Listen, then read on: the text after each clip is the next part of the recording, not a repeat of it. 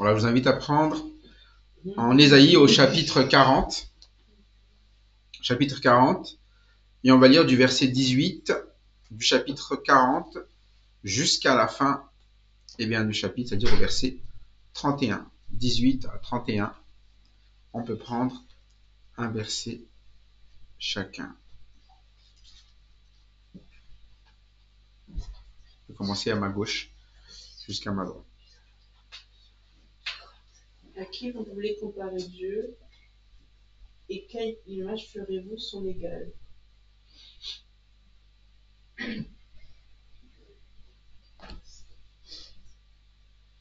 un ouvrier qui prend une d'or, et c'est un enfer qui lui couvre d'or, et il souffle des chaînes d'argent. Celui que la pauvreté oblige à donner peu, choisit un bois qui résiste à la verrouille. Il se procure un ouvrier capable pour faire une idole qui ne branle pas. Il ne lui salue pas, il n'a pas pris, il n'a-t-on pas fait connaître et le commencement, n'avez-vous jamais réfléchi à la fondation de la Vous avez, c'est l'Éternel, c'est lui qui réduit les dirigeants à rien, qui lui rend, c'est lui qui réduit les dirigeants à rien. C'est lui qui est assis au-dessus du cercle de la terre, et ceux qui l'habitent sont comme des sauterelles. Il étend les cieux comme une étoffe légère, il les déploie comme une tente pour en faire sa demeure. C'est lui qui réduit les princes au néant et qui fait des juges de la terre une vanité. Ils ne sont même pas plantés pas même semés, la trompe n'a pas même de racines en terre. Il souffle sur eux et ils se dessèchent, et un tourbillon les emporte comme le chaume. À qui me comparez-vous pour que je me ressemble, dit le saint? Levez vos yeux en haut et regardez. Qui a créé ces choses, qui fait marcher en ordre leur armée? Il les appelle toutes par leur nom, par son grand pouvoir et par sa force puissante. Il n'en est pas une qui fasse défaut. Pourquoi dis-tu Jacob, pourquoi dis-tu Israël? Ma destinée est cachée devant l'Éternel, je ne vois pas son affection devant le Dieu. Ne le sais-tu pas, ne l'as-tu pas appris? C'est le Dieu d'éternité, l'Éternel, qui a créé les extrémités de la terre. Il ne se fatigue point, il ne se lasse point. On ne peut sonder son intelligence. Il donne de la force à celui qui est fatigué, et il augmente la vigueur de celui qui tombe en défaillance. Les adolescents se fatiguent et se lassent, et les jeunes hommes chancellent. Mais ceux qui se confient en l'Éternel renouvellent leur force. Ils prennent le vol comme les aigles, ils courent et ne se lassent pas. Ils marchent et ne se fatiguent pas. Merci. On est dans ce passage qui rappelle quand même le message pour Jérusalem, un message qui devait parler à son cœur. Un cœur qui vit ce temps au final où il a besoin de sortir d'une servitude. Il a besoin que cette manière d'agir qui n'est pas d'accepter sa part soit effacée, expiée. Cette manière d'agir qui est mal, qu'ils reçoivent Jérusalem le double en ce qui est bon par rapport à tout ce qui est péché.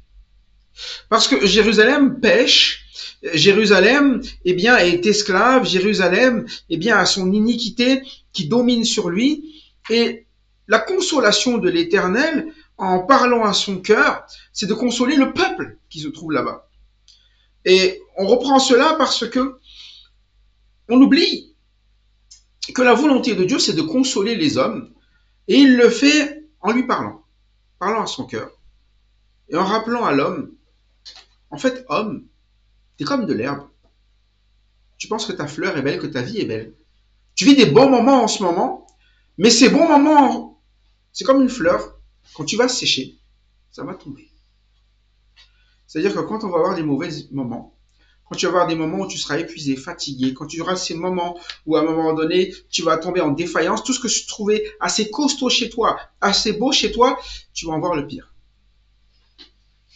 Et dans ce message, comme vous le voyez dans la conclusion, il s'adresse à tout le peuple. Et il s'adresse même à des catégories de personnes, verset 30. Il dit, il y a des personnes, vous pensez qu'ils tiendront. Mais même eux, verset 30, on parle de qui? Les adolescents, même eux, ils se quoi? Et même les jeunes gens, pardon, qu'est-ce qui se passe? C'est quoi chanceler? Ils tombent. Mais c'est souvent cela, les adolescents, ils pensent qu'ils vont toujours tenir. On est jeune, on est fort, on va y arriver, et on ne sera jamais fatigué. Mais un jour, vous aurez des problèmes qui vous fatigueront. Les jeunes hommes, c'est pareil, on est là, on se dit, mais voilà, on vit notre jeunesse, on est à fond, mais un jour ou l'autre, vous tomberez. Vous chancellerez. Le souci, c'est que quand on tombe, on se fait mal. Quand on chancelle, eh bien, à un moment donné, ce n'est jamais bon comme moment. Et c'est un moment où on finit par se détruire même. Et c'est pour ça que dans ce passage, la fleur, l'herbe qui sèche, cette fleur qui tombe, un petit peu parfois on se dit mais j'ai la force, je suis jeune, j'ai toute mon intelligence, j'ai des capacités, j'ai tout cela, un jour elle tombe. Mais on a besoin de quoi, dit le verset 31? Se confier en l'Éternel. Cela renouvelle leur force. C'est-à-dire au moment où ils auraient dû tomber, ils vont renouveler leur force. Et au lieu de parler de chute, on parle de quoi, le verset 31? Ils prennent quoi? Leur envol. C'est-à-dire qu'ils vont encore plus loin. Parce que on se dit, un adolescent, il a encore beaucoup de choses devant lui. On se dit, un jeune, il a encore beaucoup de choses. Mais il dit, celui qui se confie en l'Éternel, mais lui-même, il prend son envol et il court, il ne se lasse pas, il marche, il ne se fatigue pas. C'est-à-dire qu'il avance toujours avec de l'énergie, il a toujours quelque chose devant lui. Il sait qu'à un moment donné, jusqu'au bout, il y aura toujours une chose que lui prépare l'Éternel, une course. Et on le voit, ceux qui n'ont pas de course, ce sont ceux qui ne se confient pas. Ceux qui pensent déjà tout savoir et qui, au moment du malheur, goûtent de leur savoir. Pourquoi? Eh bien, il le dit Dieu. Lorsque j'ai Ésaïe qui apporte ce message, eh bien, il a quand même expliqué, vous les nations, en fait, vous êtes rien, mais vous pensez que vous êtes quelque chose. Vous êtes une vanité. Vous, les humains, en fait, vous êtes peu de choses. Vous êtes une vapeur, dira même Jacques. Mais le problème, c'est qu'on pense être quelque chose. Et c'est souvent ça quand on est bien dans un âge jeune, ou quand on est en forme, ou quand on a la santé, on pense que tout va bien. Quand on a bien des capacités, on pense que tout va bien. Mais il dit, mais en fait, vous n'êtes que néant. Et vous confiez en vous, c'est ce qu'il y a de plus absurde. Il faut vous confier dans l'Éternel. Pourquoi? Eh bien, il va décrire la différence entre l'Éternel et nous. Et pour cela, verset 18, il va poser cette question: à qui voulez-vous comparer Dieu? C'est-à-dire qu'à un moment donné, il y a des choses où il y a des personnes qu'on met à comparer si on préfère suivre Dieu ou des personnes ou nous-mêmes. Parfois, on sait que écouter la parole de Dieu, Dieu dit que c'est ce qu'il y a de plus important. Hein. Il dit à un moment donné, il faut se confier dans ce qu'il dit. Pourtant, voilà, on se confie dans autre chose, dans des amis, dans des fréquentations, dans des priorités, des activités, qui sont tout cela. Il dit, ça passera après. C'est-à-dire qu'on commence à se confier et on compare, eh bien, qu'est-ce qui est mieux de faire. Et ça se voit, même parfois nos propres familles sont plus importantes que Dieu, que de se confier en lui. Pourtant, dans ce passage, je dis, mais à qui est-ce qu'on compare Dieu? Normalement, Dieu, il est quoi? Il est comparable? Il est quoi? Il est incomparable. C'est comme si à un moment donné, vous voulez comparer l'univers et puis une clémentine. Et que là, vous essayez de comparer en disant, ouais, quand même, est-ce qu'à un moment donné, qu'est-ce qui est le plus grand? Une clémentine ou l'univers? L'univers, c'est tellement grand que vous ne l'en voyez même pas quoi? Toute immensité. Alors que votre petite clémentine, là, c'est très peu de choses. Mais parce qu'on la voit, parce qu'on a envie d'y goûter, parce qu'on ne voit que cela. Et c'est un peu cela, lorsque nous avons nos idées, quand nous avons nos projets, lorsque nous avons des personnes, on est capable de dire, mais je t'aime plus que tout, voire même que Dieu. Mais on ne compare pas Dieu aux hommes, ni ses instructions, ni sa personne. Et c'est ce qu'il va dire. Vous, qui comparez Dieu, souvent vous le comparez à quoi? À qui voulez-vous comparer Dieu? À quelle image verrez-vous son égal? Vous voyez, c'est là où on commence à ramener un portrait de Dieu qui est une quoi? Une image. Et on compare Dieu à cette image. Une image, c'est quelque chose qui est fait par qui? Vous savez dessiner, non? Qui dessine? Il y a des choses qui se dessinent tout seul comme ça? Quelqu'un l'a fait. Et parfois on compare, on fait des dessins, on fait des choses et on se dit, ah voilà, ça doit ressembler ça à Dieu. Moi, je vois même des personnes qui sont prêtes à croire des séries, des films, des dessins animés en disant, ah c'est peut-être ça aussi la vérité. Alors que c'est fait par des gens. Et c'est là où on voit à un moment donné, mais on est fou quand même. Hein. Non seulement on ne fait pas confiance à Dieu, mais on fait encore plus confiance aux images qu'on est en train de fabriquer. C'est là où il dit, mais à qui on compare Dieu? À quelle image? Qu'est-ce que vous avez forgé comme image de ce que c'est qu'un Dieu pour vous, de ce que Dieu devrait dire, de ce que Dieu est? Mais c'est ça, il n'y a pas de comparaison. Dieu, quand il dit, ça vient de lui. C'est pas nous qui lui avons insufflé quoi? Un conseil, c'est ce qu'il dira avant. Qui a été son conseiller?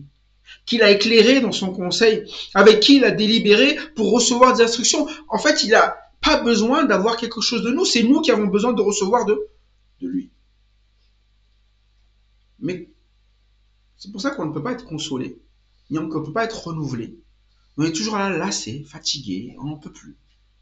Parce qu'à un moment donné, on ne s'appuie pas, ou on ne fait pas confiance à l'Éternel pour qu'il renouvelle nos forces. Car oui, ceux qui se confient en l'Éternel ont vraiment une force renouvelée. Pourquoi?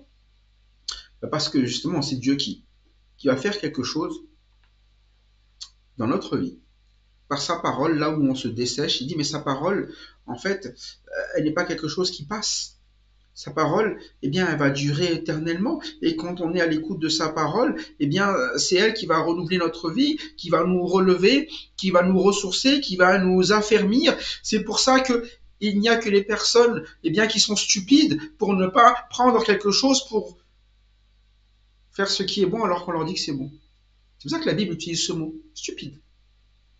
Et la stupidité, c'est quoi? C'est qu'à un moment donné, tu sais comment être en forme, et tu continues à te dégrader dans ta santé. En faisant quoi? Eh bien, ils font quoi au verset 19? Ils font confiance à quoi? Ils forment des idoles. Et comment on fait une idole? D'abord, qu'est-ce qu'une idole d'ailleurs? Qu'est-ce que c'était une idole à l'époque? Une statue. Hein? Voilà, une statue. Et qu'est-ce qu'ils font avec cette statue? Ils prient la statue. Ils font quoi aussi? Ils offrent des offrandes, hein, de l'argent. Ils offrent des animaux. Ils offrent même des vies de personnes. Il y en a, ils ont offert leurs enfants à la statue. Ils offrent leur énergie. Ils offrent leur service. Mais il explique dans ce passage d'où vient cette statue. D'où vient cette statue? C'est un ouvrier qui a quoi? Qui font l'idole.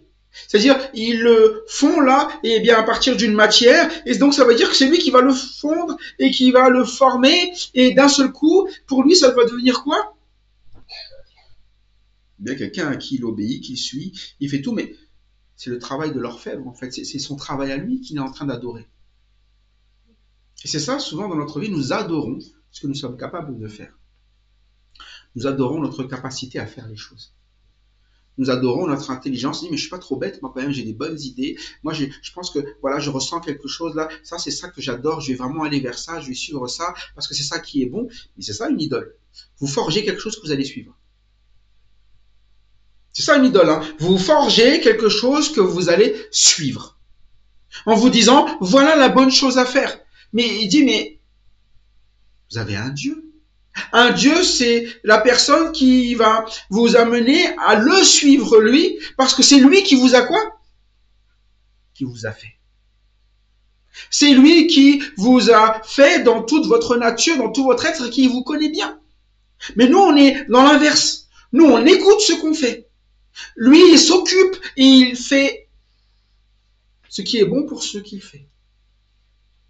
C'est là où on voit que les gens sont fous. Ils ne récoltent pas quelque chose de bon. Ils sont en train de fabriquer, comme il dit ça, un travail d'orfèvre qui couvre d'or.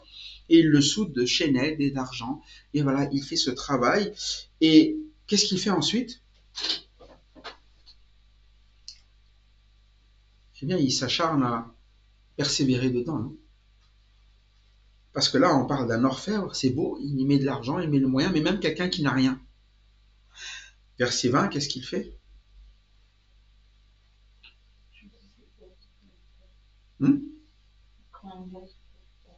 Même s'il n'a pas les moyens, il va quand même continuer à quoi? À fabriquer. C'est tellement devenu important dans sa vie que ce qu'il fait, ce qu'il fabrique et ce qu'il doit suivre, que même sans les moyens, il s'investit dedans. Et moi, je suis toujours étonné, parce que quand il s'agit de suivre Dieu, le vrai, les gens ne s'investissent pas trop. Quand même. C'est pour ça qu'on voit toujours, c'est un peu comme les enfants, quand ils ne veulent pas faire quelque chose, et tu vois que quand ils veulent quelque chose, ils insistent. Moi, ça, je veux faire, ça, je veux faire. Mais les choses inutiles, hein. Les choses qui sont souvent nocives, ou les choses qui sont temporaires, ou les choses qui sont... Là, ils vont insister. Je veux faire ça, je veux faire ça, je veux faire ça. Mais si tu l'amènes à faire quelque chose qui est bon, oh non, ça, je ne veux pas faire. Il faut le convaincre. Il faut le faire suivre. Mais l'humain est comme cela. Dieu, il est là, il appelle. Il appelle à ce qu'on suive. Il appelle à ce qu'on serve. Et là, bizarrement, il n'y a pas beaucoup de monde. Mais alors, quand le monde nous appelle, alors là, le monde suit. Ah, ce serait bien là qu'on passe du temps à se faire plaisir là. Tiens, il y a une activité, c'est pour se faire plaisir là. On va faire plaisir et se faire plaisir et plaisir et plaisir. Et là, il y a du monde. C'est pour ça qu'à un moment donné, il dit, mais à quoi est-ce que vous comparez Dieu? Vous le comparez à vos plaisirs, à vos désirs, à des choses temporaires, à des choses même qui vous détruisent. Et c'est ça sur lequel vous investissez votre vie, votre temps. On compare Dieu à des choses qui sont des choses... Même là, il dit qu'on compare même à du bois. Tellement vous êtes absurde. Vous n'avez pas les moyens en plus, et vous le faites et fabriquez des bois. Et il vous faut même... Avec le bois, il faut quoi aussi? Il faut un ouvrier qui soit capable de quoi? De faire une idole qui soit pas prêt à quoi? À se casser ou à se renverser. Hein. Donc, ils font tout pour faire tenir leur idole. Et c'est là où on voit quand on s'est trop investi sur quelque chose qui n'a rien à voir avec Dieu, on va être là têtu à vouloir le faire tenir dans notre vie. On va s'accrocher dessus. Et on va trouver le moyen, chercher des choses pour y aller. Et c'est souvent cela. Et c'est là où on voit que des gens aujourd'hui font des thérapies pour essayer de faire tenir des amours qui ne sont pas des amours, des relations qui ne sont pas des relations, des choses qui voient parler de Dieu, mais ça n'a rien à voir avec ce que Dieu demande. Et là, les gens s'investissent. Ils sont prêts à payer. Ils sont prêts, et c'est pour ça que vous trouvez dans votre boîte aux lettres des gens qui sont très conscients de cela et qui vous disent je suis capable de vous ramener de l'argent, l'être aimé, tout ce que vous voulez, parce que ça marche. Parfois on se dit mais il faut être fou pour suivre ça, un peu comme dans les médias aujourd'hui, on dit mais il faut être fou pour avoir donné 800 000 € à quelqu'un qui... Mais parce qu'on est accroché à des choses qui sont des idoles. Et les gens se moquent d'elles, mais en fait, moi je vois plein de gens qui sont comme ça, tout le temps. Mais parce qu'elle est médiatisée, c'est facile. Mais des gens qui sont accrochés à des choses comment? Fausses et éphémères. Fausses et éphémères. Qui s'accrochent à des choses où ils vont le perdre. Et eux-mêmes vont se perdre. Mais comment on le sait? Parce que Dieu l'a prévu. Il a prévu qu'à un moment donné, si tu ne te confies pas à l'Éternel, tu vas chanceler. Si tu ne te confies pas en l'Éternel, tu vas forcément te fatiguer. Il suffit d'observer. C'est comme ça depuis et ça ne changera pas. L'herbe sèche et la fleur tombe. Mais c'est la parole de l'Éternel qui subsiste éternellement. C'est pour ça que ceux qui se confient en l'Éternel tiennent debout. Ceux qui s'éloignent de l'Éternel sont déjà prévus dans le programme pour qu'ils chutent. Et vous savez, le principe, il est toujours très simple. plus tu montes, plus dur sera quoi? La chute. C'est pour ça que l'Éternel nous appelle tôt. Il nous appelle dès que possible à le suivre. Il nous appelle à chaque fois à mettre toujours des priorités immédiatement et non pas dire mais vas-y essaye d'abord, essaye et tu verras. Non, parce que plus tu t'y enfonces, c'est pour ça qu'on trouve bien des gens à Jérusalem qui sont idolâtres. Ils ont commencé par faire rentrer des petites idoles, des choses des nations qui sont autour, des pratiques, des priorités. Et ils sont devenus eux-mêmes quoi? Eh bien des idolâtres. Et capables même, étonnamment, même pauvres, de se procurer un ouvrier, eh bien, pour faire tenir leur idole. Mais il dit, mais est-ce que vous n'avez pas appris les choses? Est-ce que vous ne le savez pas? On ne vous a pas fait connaître que dès le commencement, n'avez-vous jamais réfléchi à la fondation de la terre? Verset 22, c'est lui. C'est l'Éternel qui est assis au-dessus du cercle de la terre, et ceux qui l'habitent sont comme des sauterelles.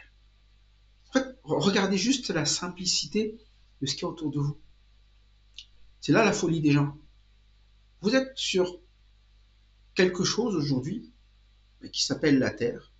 Et la manière dont elle a été faite, les gens sont assez fous pour avoir eu comme idole quoi? Que la terre a par hasard existé et que la vie a par hasard existé et que le fonctionnement de tous les humains est par hasard exactement ce qu'il faut. Mais ça n'existe jamais ça. C'est là où on voit vraiment, ils font tenir quelque chose qui quoi? Qui normalement est censé tomber. Ils essaient de le faire tenir à gauche, à droite, mais c'est pas possible. C'est-à-dire que techniquement parlant, logiquement parlant même, c'est pas possible. C'est pour ça qu'à un moment donné, on essaie de rajouter, oui, mais il y a eu telle évolution de machin, il y a eu tel machin, mais il y a eu tel machin, mais réfléchissons un peu. Si c'est le cas, s'il n'y a pas eu de création, ça veut dire que parmi vous, il y a des gens qui sont plus évolués que d'autres. Donc Hitler a très raison. Donc le racisme est tout à fait normal. Mais parce que Dieu a créé tous les êtres humains, nous ne sommes pas des gens différents, il n'y a qu'une race qui est la race humaine. Mais c'est là où, pourquoi à votre avis, les gens se sont mis à penser ça? Parce qu'ils se sont dit à un moment donné, de toute façon, il y a des gens plus évolués qu'eux. Mais si vous avez compris réellement que Dieu a créé toute personne, il n'y aurait même pas cette discussion. C'est là où on voit la folie. Des millions de personnes sont mortes à cause de cette façon de penser. Des millions de personnes ont été esclaves à cause de cette manière de penser. Mais on continue toujours de quoi? De le faire tenir. Toujours et systématiquement.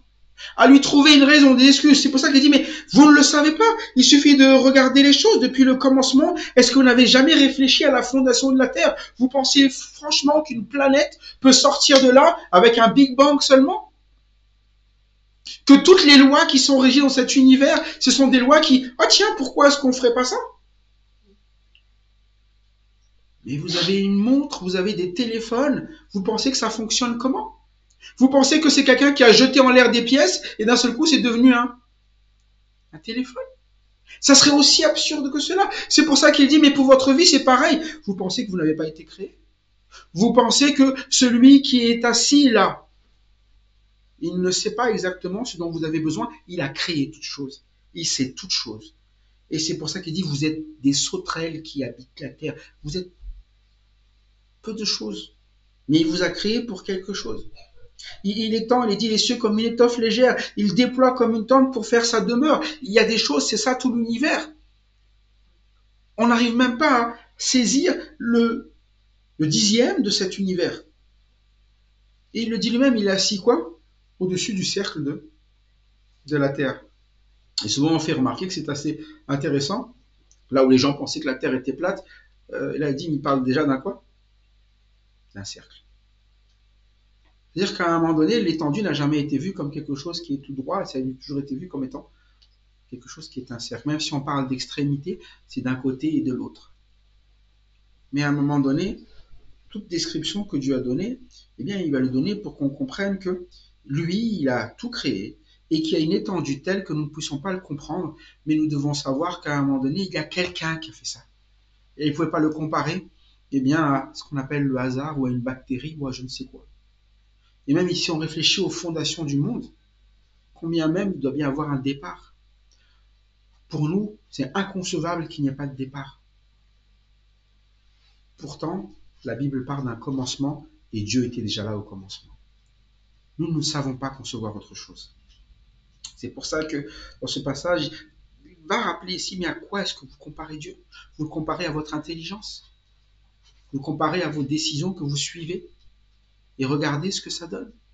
Vous le comparez et vous pensez toujours qu'à un moment donné, c'est de la faute de Dieu que tout arrive, mais en réalité, Dieu, tout le temps, il a fait des choses que vous voyez. Et que vous dites, mais comment c'est possible? Il dit quoi? Verset 23, c'est lui qui réduit les princes au néant et qui fait des juges de la terre une vanité. C'est-à-dire qu'à un moment donné, il y a tous ceux qui ont régné, les princes. Il y a ceux qui ont les gens, en fait, ils durent combien de temps? Ils durent qu'un temps. Et quand il s'adresse ici dans Ésaïe, il rappelle eh bien tous les peuples qui sont puissants. Et je dis toujours, quand on voit ces peuples puissants, aujourd'hui ils ne sont plus rien. Tout ce qui est fort aujourd'hui sera faible demain. Et c'est pour ça que se confier en l'Éternel, c'est renouveler ses forces. Et ceux qui ne se sont pas confiés en l'Éternel, eh bien, disparaissent. Ceux qui ne se confient pas en l'Éternel, eh bien, se retrouvent fatigués. Ils ne peuvent plus aller plus loin. Et c'est pour ça qu'à un moment donné, il va rappeler les princes sont devenus néants, les juges de la terre, une vanité. Et l'Éternel peut faire ça. Ils ne se sont pas même plantés, pas même semés, leur tronc n'a pas même de racines en terre. Ils soufflent sur eux et ils se dessèchent, et un tourbillon les emporte comme la chaux. Voilà ce que c'est que même les plus puissants de la terre, ceux qui jugent, les princes. Et nous regardons dans notre petite vie et nous pensons que nous pouvons faire sans l'Éternel, alors que nous sommes encore moins que moins. Et si l'Éternel veut nous faire comprendre ce que nous sommes, c'est pour faire nous comprendre combien nous sommes fragiles et peu de choses. Comment tout peut basculer très rapidement. De l'adolescence eh bien, à la fatigue, ça va très vite. De la jeunesse à la chute, ça va très très vite. C'est pour ça que le message, eh bien, il est de se confier en l'Éternel. Se confier, c'est j'écoute ce qu'il me dit et j'en fais ma vie. Je le laisse s'occuper de ma vie. Je le laisse eh bien, prendre attention à ma vie et j'ai besoin pour cela d'écouter. J'ai besoin pour cela de le laisser parler à mon cœur. J'ai besoin pour cela de le laisser me délivrer de ma servitude. J'ai besoin pour cela eh bien, qu'il expie mon iniquité, le mal que je fais, la mauvaise part que j'ai prise et que j'ai choisie, qu'il l'expie. Parce qu'à un moment donné, c'est cela, parfois je choisis de prendre la part qui est celle de Dieu. Parce que je suis esclave. De quoi? Bien de mes envies. Et c'est ça une idole. On devient son esclave. Et c'est pour ça qu'à un moment donné, on va parler de part, d'iniquité, c'est qu'on prend la part de Dieu. On choisit de prendre la place de Dieu, de décider à la place de Dieu. Et c'est pour ça qu'il rappelle, verset 25, encore une fois, il dit quoi?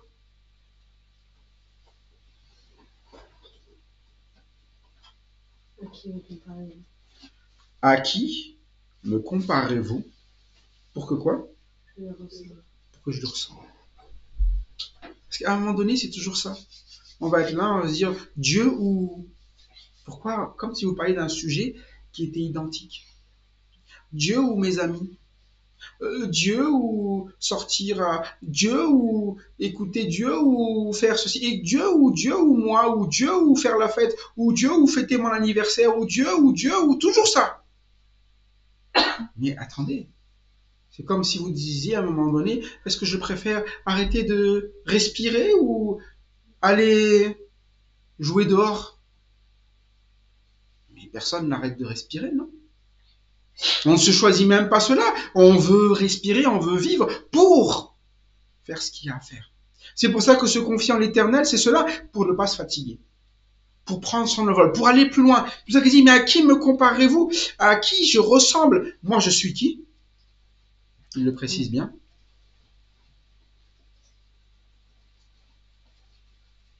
Qui parle? Dis-le. Pas un saint. le saint. C'est-à-dire que là, on va parler de celui qui est vraiment dans la sainteté, qui mène la vie, qui est exactement la bonne vie et qui veut vous donner, qui veut nous donner. C'est pour ça que quand on commence à comparer, c'est ce qui se passe, hein, même les chrétiens aujourd'hui, ils commencent à réfléchir, alors du temps pour Dieu ou du temps pour moi? Alors du temps pour Dieu ou du temps pour mon mari? Du temps pour Dieu ou du temps pour ma femme? Du temps pour Dieu ou du temps pour mes enfants? Du temps, ils comparent, comme si c'était comparable. Et à un moment donné, mes relations avec mes amis iront très mal si je n'ai pas quoi? Dieu. Mes relations avec mon mari, ma femme iront très mal si je n'ai pas une bonne relation avec Dieu. Même avec mes enfants, ça ira très mal si ce n'est pas une bonne relation avec Dieu, parce que c'est lui qui va renouveler mes forces. Parce qu'un jour, il était dur, oh, j'en ai marre de mes amis, hein. Ah, j'en ai marre de ma femme, hein. J'en ai marre de mon mari, hein. J'en ai marre de mes enfants, hein. Parce qu'à un moment donné, je n'ai pas confié les choses à qui? À l'Éternel. Je les ai pris moi. C'est ça les idoles, ils sont prêts à quoi? À tomber. C'est pour ça qu'on sera toujours déçu à se confier bien dans une idole. Elle tombe un jour ou l'autre. Et quand elle tombe, nous aussi, nous tombons. Alors que l'Éternel ne tombe pas. À qui me comparerez-vous pour que je lui ressemble? Il ne tombe pas. Moi, pour me voir, eh bien, à un moment donné, il faut être à l'écoute et me laisser parler à votre cœur. Vous allez voir ce que je fais, que nul ne peut faire. Verset 26, il va préciser, levez vos yeux en haut et regardez, qui a créé ces choses? Voilà ce que je peux faire. Essayez de créer le soleil qui se fait le tour, essayez de créer l'atmosphère qui existe, essayez de le recréer. Vous n'y arriverez pas. Qui a créé ces choses? Qui fait marcher en ordre leur armée? Les saisons tournent. La terre tourne autour du soleil. Tout tourne. Tout est là avec une régularité extrême, non? C'est pas en retard, hein? C'est toujours à l'heure. Avec quelque chose de bien fixe. Et là, on dit une chose, mais tout est en ordre. Et il les appelle par leur nom, par son grand pouvoir et par sa force puissante. Il n'en est pas une qui fasse défaut. Tout fonctionne bien. Vous savez, quand ça ne fonctionne pas, c'est quand quoi? Quand nous, on intervient. Quand nous, on intervient, ça ne fonctionne pas. Les gens ont du mal à le croire, mais en réalité, à un moment donné, si l'homme n'avait pas péché, la terre tournerait. Mais à un moment donné, vous le voyez bien, plus le temps avance, plus on est en train de dégrader quoi? La terre où on vit, non? Vous vous rendez compte qu'on est obligé de planter des arbres parce qu'on n'arrête pas de quoi? Mais est-ce qu'il y a eu besoin de les planter à la base? Non, c'est nous qui devons planter. On rase toute la nature et on dit maintenant il faut en mettre parce qu'on n'arrive plus à... Ça, c'est nos idées à nous. Mais notre vie, c'est pareil. Dans notre vie, nous faisons des choix, nous prenons des décisions parce que nous pensons qu'à un moment donné, nous sommes meilleurs que Dieu et nous avons des bonnes solutions, mais à chaque fois qu'on les met en place, il faut les corriger après derrière. On est intelligent, on construit des technologies, mais c'est toujours pour faire le mal. Il y a toujours quelque chose qui va arriver derrière et qui va faire cela. C'est pour ça qu'il dit, mais à un moment donné, Dieu, quand il fait, il ne faut pas défaut les choses. Ils sont là. Voilà pourquoi il faut arrêter un langage bien, qui est toujours là, essayer de se confier en nous-mêmes et à reprocher Dieu les choix que Dieu a fait. Il dit, mais Jacob, à un moment donné, pourquoi quoi? Dis-tu Israël, ma destinée est cachée devant l'Éternel, mon droit passe inaperçu devant mon Dieu. Il est en train de dire quoi? Dieu, il ne s'occupe pas de, s'en fiche de moi. Il ne voit pas mon... Comment tu peux dire ça? Il a tout créé, il regarde ta vie, il dit qu'il veut parler à ton cœur et faire, mais en fait, la seule personne qui s'en fiche, c'est toi. Parce que toi, tu préfères suivre tes propres pensées que de suivre Dieu. Tu préfères suivre tes idoles que de suivre Dieu. Mais ça, pourquoi tu ne dis pas? Est-ce que tu n'as pas su? Est-ce que tu n'as pas compris? C'est le Dieu d'éternité, l'Éternel qui a créé les extrémités de la terre. Il ne se fatigue point, il ne se lasse point. On peut sonder son intelligence. Mais pourquoi on dit que Dieu s'en fiche? Parce qu'on pense que Dieu est quoi? Comme nos idoles, non? Mais les idoles fabriquées par qui? Donc qui ressemblent beaucoup à qui? À nous. Non, mais Dieu, il n'a pas le temps, hein, il a d'autres choses à faire. Ben non, en fait, Dieu, il a fait des choses d'un côté, de l'autre. Et il a dit quoi? Il ne se fatigue pas. Ouais, mais Dieu, avec tout ce que j'ai fait, franchement, parce que, oui, mais il s'est marqué quoi? Il ne se lasse pas. Et puis parfois on dit, moi je pense pas que Dieu pense ceci ou cela, mais on ne peut pas quoi? Sonder son intelligence. En fait, il répond à chacune de nos manières de penser de Dieu. Dans le monde, c'est cela. Le monde pense que Dieu, ils ont compris leur pensée, mais tu ne peux pas sonder la pensée de Dieu. Le monde pense que Dieu, il en a marre, qu'il a plus de patience, qu'à un moment donné, mais il est patient toujours. Il est là toujours en train d'appeler à venir à lui. C'est pour ça qu'il a un objectif, Dieu. Il console. Et vous savez ce qu'il fait quand il console, verset 29? Il fait quoi? Il donne de la force à celui qui est fatigué. En fait, c'est ça l'herbe sèche. C'est nous qui quoi? Qui fatiguons. Et on est comme ça. On fatigue. Les gens nous fatiguent. Tout nous fatigue. Mais si vous confiez en l'Éternel, il va faire quelque chose. Il va nous donner des forces. Pour ne pas être fatigué, épuisé, à toujours là, se plaindre, à pas être content de cette vie, à râler, pourquoi Dieu s'occupe pas de moi, pourquoi il n'y a pas ceci, pourquoi j'ai pas ça, pourquoi nana, mais je vais vous donner ce qu'il faut. Il vous faut quoi? Des forces. Il augmente la vigueur de celui qui tombe en défaillance. Ça veut dire que même celui qui chute, quand il se confie en l'Éternel, c'est pas juste qu'il se relève, il augmente sa force, sa vigueur. C'est-à-dire qu'à un moment donné, là où il défaillait, à un moment donné, il va grandir là-dedans. C'est pour ça qu'on parle d'un aigle qui prend son envol et que ça n'a rien à voir avec son âge, ça n'a rien à voir avec ses capacités personnelles parce qu'il est encore dans les moyens, c'est juste parce qu'il se confie en l'Éternel. C'est pour ça qu'on voit à un moment donné que parfois les gens ils ont du mal en se disant on ne peut pas faire tout ça, on ne peut pas faire tout ce que Dieu demande, on n'a pas le temps, on n'a pas... Oh, c'est faux. Hein. Moi quand je regarde dans la Bible, il faisait beaucoup plus de choses que ce que nous on faisait. Pourtant ils n'avaient pas un jet, un Boeing, ils n'avaient pas un... Mais ils savaient tellement de choses. Où on regarde toute leur vie, leur histoire pour servir le Seigneur, c'est rempli du service pour le Seigneur. Pourtant, ils n'avaient pas toute la technologie qu'on a, où on dit on a l'impression de faire beaucoup, mais en fait, c'est parce qu'on s'appuie sur nos forces jusqu'à ce qu'on se lasse.